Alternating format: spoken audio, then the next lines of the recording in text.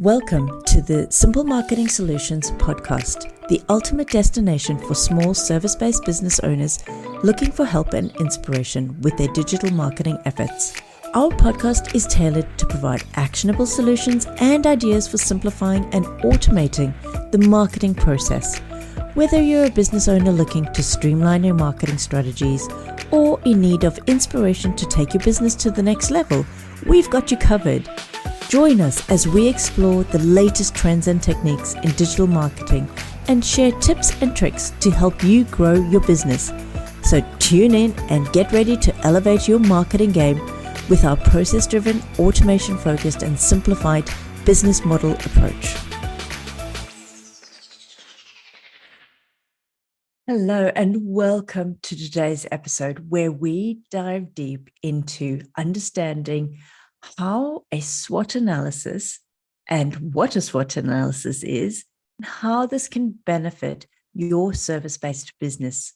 Now, I'm sure that you've heard the term SWOT analysis.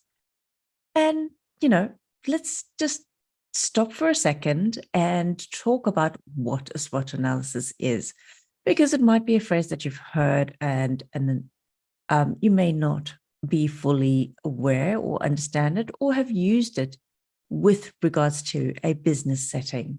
So SWOT stands for your strengths, weaknesses, opportunities, and threats. And when we get into business, this is an important part of getting to know your business at a deeper level. And this is an analysis that should be done on a regular basis, at least every 6 months, if not 6, then 12 months. So at least once a year is my minimum recommendation. It's a tool that can help you to understand the importance of where your business fits into the bigger scheme of things. And it also helps you to identify those areas that you can start working on to improve your business. Doing a SWOT analysis helps you to identify these things, and that can help you to then set your business apart from your competitors. And you can use this information to make more informed decisions and create that competitive advantage that we're all looking for. As a service-based business, you will most likely have many strengths that already set you apart from your competitors. Are you utilizing these strengths? That is one important question. And as we go through to today's session, you'll learn a bit more about how you can identify if you are or not. For example, you might have a really deep understanding of your industry, a really unique approach to delivering your services, or you already might have a strong reputation within your community. By identifying your strengths, you can focus on what you do best and create a marketing strategy that emphasizes these strengths. But it's also important to identify and understand what your weaknesses are. And I know that as business owners, we don't always like to own up to weaknesses. We think that we should know it all, but there's real strength in identifying your weaknesses. Weaknesses refer to the internal factors that can really hinder the success of your business. So when we're identifying weaknesses, it's important to really just be honest and objective about these areas where your business needs that extra support and improvement. So I thought I'd give you some common examples that may help to clarify for you the weaknesses that I often see with businesses in service-based, so coaches, wellness-driven businesses, and other service-based businesses. And this isn't only applicable to service-based businesses. This information is applicable to any business. So the first thing that I've noticed is that there may be a lack of expertise. And this is okay. Whether that be you or a team member, you might be new to the industry. And so you're still getting an understanding of where your business fits in, how it all works, how you provide your service, and how to utilize everything that you've studied and worked towards as you open this new business and go into this venture.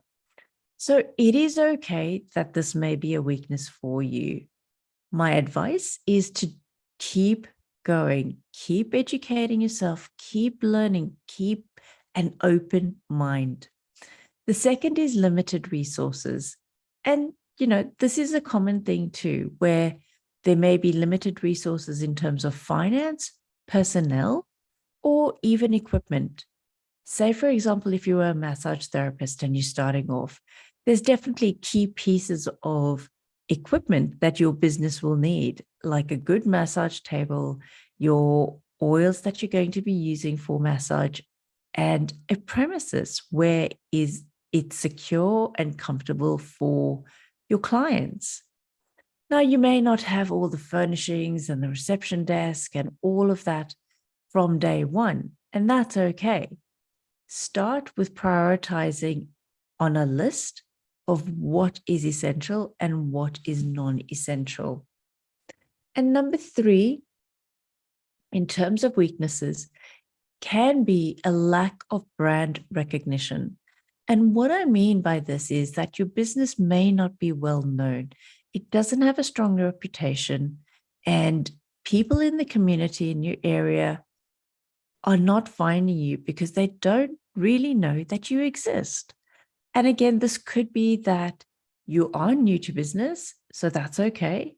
But if you've been in business for a while and people are still not finding you, then as a weakness in here, you need to still start focusing on how you can get your name out there. The other important weakness that I've noticed is a dependence on one or a few clients. So you may be putting all your eggs in one basket with having this one client that is bringing in the money for you right now. However, when it's just one client or a few clients, the risk is higher because your finances are all dependent on these few clients or the one. And so it's important to diversify and start working on growing the client numbers that you've got.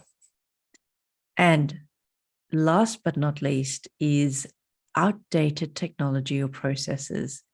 Now, I know you might be shaking your head and thinking, oh no, here we go with all the tech stuff. And it doesn't have to be difficult. It doesn't have to be convoluted. You can choose simple processes that will help to automate your business. For example, you could just integrate an online booking calendar onto your website. That will save you time from having to answer those phone calls. Excuse me, that's Tilly. You know she's always near me. To answer those phone calls in between clients. This way, where if it's automated and on your website, you can direct people to that and you can train your clients to use that booking portal to make those appointments. And it's also important to note that weaknesses are not necessarily a negative.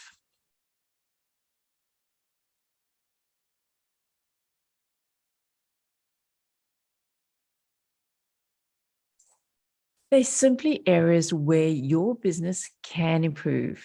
By identifying and addressing those weaknesses, you can create a more sustainable and successful business. So the next is O, for opportunities. These are external factors that can help your business to grow. For example, those new technologies. You know me and technology. I love it because I find that it can make your life so much simpler when it's in place. So, like I said, adding that online booking system, or sending out automated emails for your onboarding process for clients. Imagine the time that it's going to save you if that's all done before somebody even rocks up for their appointment, whether that be an online appointment or in person. You may even notice opportunities as shifts in consumer behavior start to become apparent. This can give you the chance to expand your offerings or services, and it can also give you that competitive edge by taking advantage of these things before your competitors do. And the last in the SWOT analysis is threats. This is the external factors that can harm your business. Now, we're not here to start to over worry about the threats, but it's important that if you know what those threats are, you have the awareness and you then have the power to make changes to your business in order for those threats to be minimized. One of the most common types of threats is competition. Now, we all know that there's thousands of other businesses out there offering the same or similar services that you might have, or products that you've got. It's how you set yourself apart that's going to be the key difference. A new competitor entering your market can really create a threat by increasing the competition for your customers. So think about that. This could make it harder for you to attract new customers or retain existing ones. For example, you might have a yoga studio, and down the road, a new yoga studio has popped up and they're offering this amazing new yoga class that everybody's flocking into. And it's gaining huge traction. And your clients have even started to question, well, should they be trying it out? So, do you stop teaching yoga, or do you adapt and find something new, or position your business in a different way to a different audience? Those are all questions to think about as you identify those threats. Some of the threats also come in the form of pricing. Now, pricing is a big thing because it's not about being the cheapest necessarily. It's not about being the most expensive, or maybe it is because your service is top notch and you want to be positioned as the best in your industry. So therefore, having that higher price may be the way that you position yourself. And this really will come down to understanding who your audience is.